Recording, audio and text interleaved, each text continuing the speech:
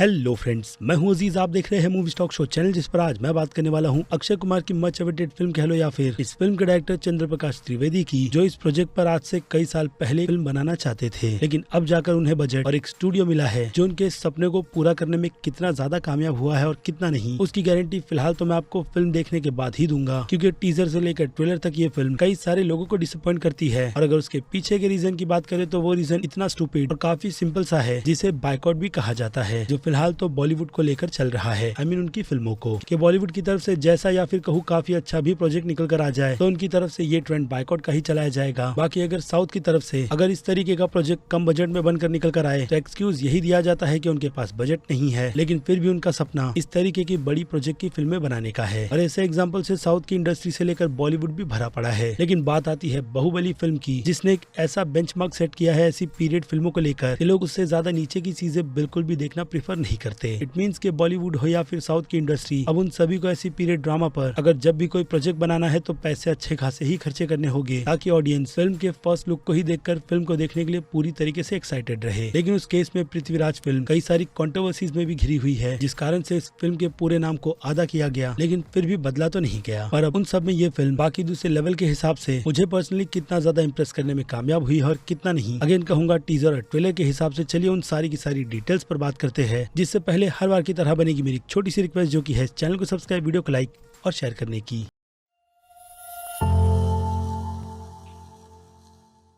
So friends, तो सबसे पहली बात इस फिल्म को लेकर जिस चीज पर होनी चाहिए उस पर ही करते हैं, यानी कि फिल्म VFX के मामले में हमें कहीं पर डिसअपॉइंट कर भी रही है या नहीं। वेल, तो उसे छुपाने के लिए मेकर्स की तरफ से फिल्म का जो येलो कलर टोन रखा गया है पृथ्वीराज के सारे शेड्स में, वो अपनी कमी छुपाने में पूरी तरीके से कामयाब हुआ है। यानी कि फिल्म का VFX इस लेवल पर हमें फिलहाल तो अभी के लिए बिल्कुल भी डिसअपॉइंट नहीं कर रहा है। बाकी जिन लोगों को ये कलर टोन पसंद नहीं है तो उन्हें बता दूं कि इस तरीके के कलर टोन को फिलहाल तो अभी के लिए बजट और VFX को छुपाने के लिए रखा जा रहा है, क्योंकि पहली बात तो इंडस्ट्री ये श्योर नहीं है कैसे प्रोजेक्ट में उनके पैसे रिकवर होते भी है या नहीं। लेकिन फिर भी जो बजट इस फिल्म का 300 करोड़ का दिखाया जा रहा है, उसके हिसाब से ये फिल्म अपने बजट में बहुत कुछ अच्छा प्रेजेंट कर रही है। बाकी आपको ये बात अगर नहीं पता है तो मैं आपको बता दूं कि इस फिल्म के राइटर डायरेक्टर चंद्र प्रकाश त्रिवेदी पहले पृथ्वीराज चौहान के रोल में अक्षय कुमार को नहीं बल्कि सनी देओल को लेना चाहते थे, और संयोगिता के रोल में ऐश्वर्या राय, जिससे ये बात हमारे दिमाग में बहुत ही अच्छी तरीके से सेट हो जाती है कि फिल्म के डायरेक्टर का विजन इस फिल्म के इतिहास पर लेकर फिल्म में किस तरीके का बनाने का है। यानी कि उन्हें कैरेक्टर बहुत ही ज्यादा लाउड चाहिए था। और अगर उसके एग्जांपल की बात करें तो जैक स्नाइडर की 300 फिल्म में काफी परफेक्ट एग्जांपल रहेगी, जिसके हर सीन और डायलॉग्स में कैरेक्टर को चिल्ला चिल्ला कर बुलवाया गया है। लेकिन यहाँ पर बात है रियलिटी की, जिस रोमांच से पृथ्वीराज चौहान के कैरेक्टर की पूरी कहानी भरी पड़ी है, क्योंकि उनकी लाइफ में बहुत कुछ हुआ है और जैसी प्रेजेंटेशन और कहानी हमें बचपन में सुनाई गई है उसे सुनने में काफी ज्यादा मजा आता था, नो डाउट। लेकिन आज की तारीख में उन चीजों को अगर स्क्रीन पर दिखाया जाएगा तो चीजें फ्रिक्शन ही लगती है, क्योंकि कई सारी चीजें जो इम्पॉसिबल है उन्हें भी हिस्ट्री के दरमियान किताबों में डाल दिया गया था, ताकि ये नहीं बल्कि हर एक टाइम पीरियड के राजा महाराजा खुद को बहुत ही ज्यादा ग्रेट दिखा सके। और जो चीज मैं हर बार कहता हूँ, और रिसेंटली KGF फिल्म में भी आपने वो डायलॉग सुना होगा कि इतिहास कभी भी सच नहीं बताता, खास करके अगर कहानी किसी राजा की लिखी हो तो, क्योंकि उस टाइम पर क्रिटिसिज्म का मतलब लोगों को मौत की ही सजा सुनवाता था, इसलिए उन सब में कोई जाना भी नहीं चाहता था, क्योंकि लोग अपने अपने टाइम में बहुत ही ज्यादा खुश थे, जिसमें लोगों को ज्यादातर तो परवाह अपने परिवार को पालने की थी। लेकिन हर एक राजा ने जो कहीं भी रूल किया हो तो उन सब में उन्हें अपना सोना ही कीमती होता था, जिसके कम होने पर जंग की जाती ताकि उनकी रियासत में खुशहाली रह सके।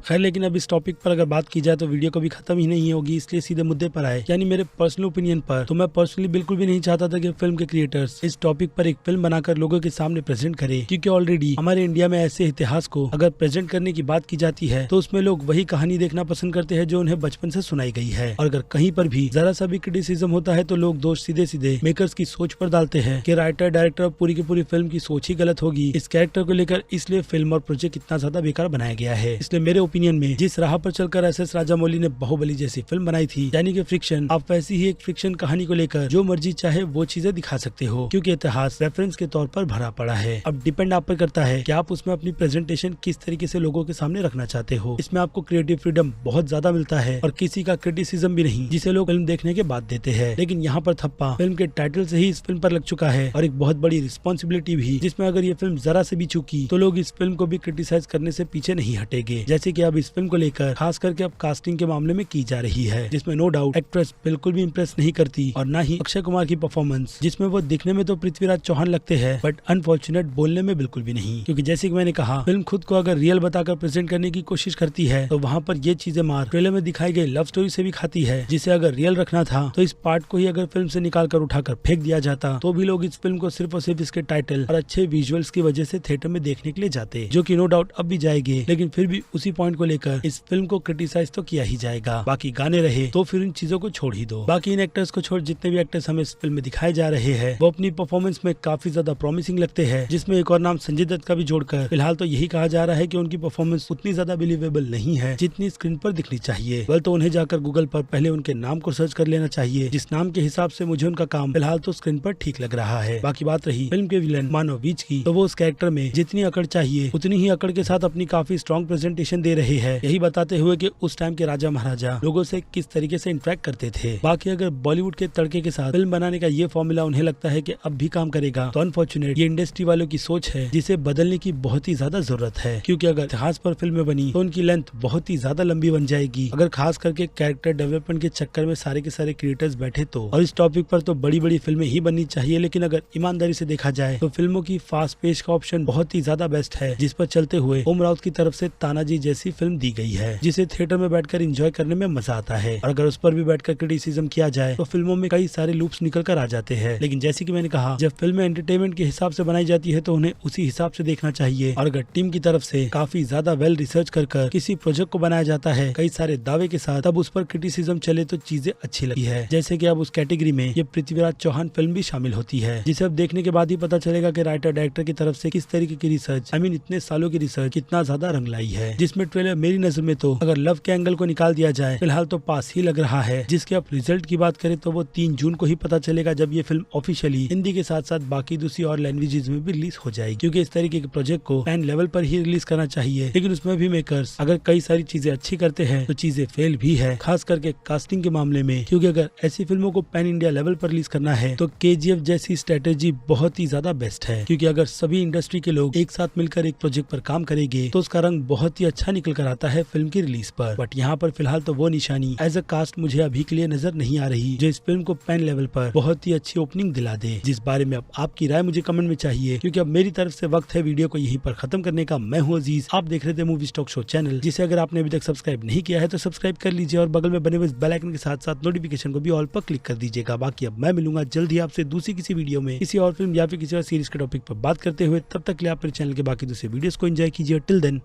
बाय।